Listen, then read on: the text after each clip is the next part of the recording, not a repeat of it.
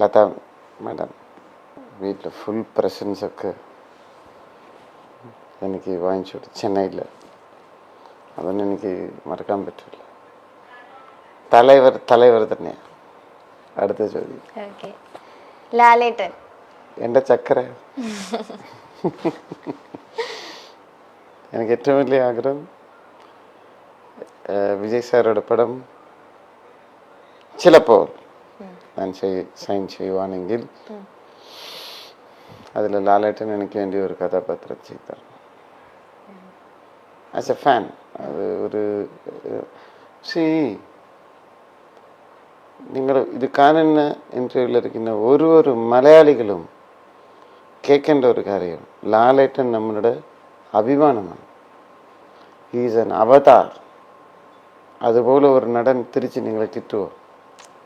കിട്ടത്തില്ല. അത് ഞാൻ തിരിച്ചറിഞ്ഞു, നിങ്ങളും അറിയണം. കിട്ടത്തില്ല, ഇനി കിട്ടില്ല. ലാലേട്ടന് അദ്ദേഹത്തിനെ വെച്ച് എൻ്റെ മരണം മുമ്പ് അദ്ദേഹത്തിനെ വെച്ച് ഒരു പടം ചെയ്തു. ദൂരെ ഇരുന്ന് അദ്ദേഹം അഭിനയിക്കുന്നത് കാണുന്നത് തന്നെ ഭയങ്കര രസമാണ്. ഷൂട്ടിംഗ് സ്പോട്ടിലൊക്കെ റിഹേഴ്സൽസൊക്കെ ഒരു ദിവസം പറയാണ് ലാലേട്ടൻ ടേക്ക് പോവാം. എനിക്കും ലാലേട്ടനുക്കും റിഹേഴ്സൽ ഇല്ല, ഡയറക്റ്റ് ടേക്കാണ്.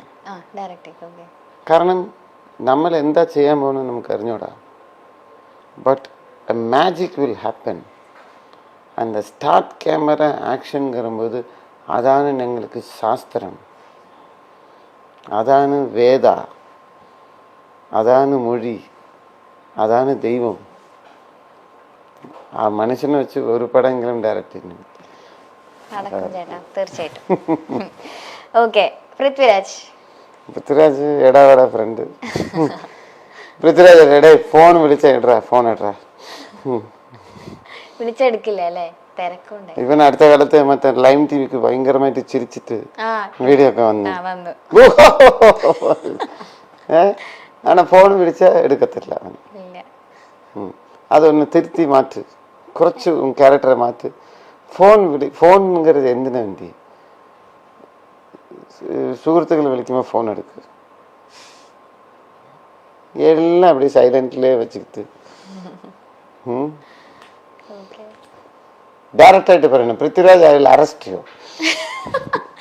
ചേട്ടാ വേഗം ഫോൺ എടുത്തോ, അല്ലെങ്കിൽ അറസ്റ്റ് ചെയ്യും. ഓക്കെ, നയൻതാര.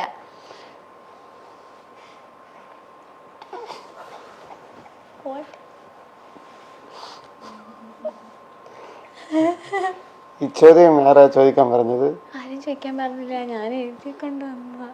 വേണ്ടേ? ഇല്ല, ചോദിച്ചോ?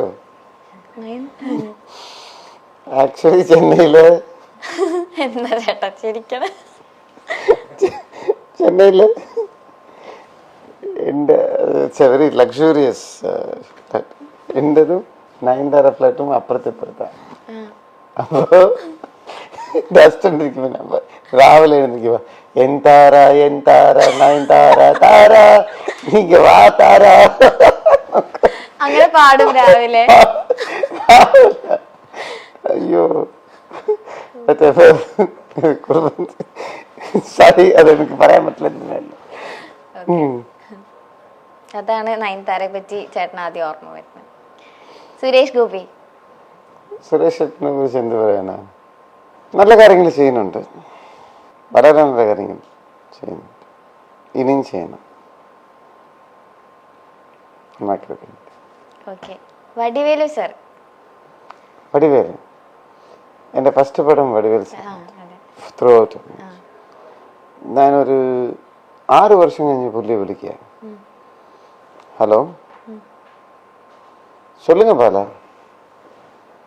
ആഫ്റ്റർ 6 years ചേട്ടനെ വിളിച്ചു, ഞാൻ അങ്ങോട്ട് വിളിച്ചു. ഓക്കെ, சொல்லுங்க பாலா. அந்த ரெஸ்பெக்ட், വാങ്ങ പോങ്ങ சொல்லுங்க.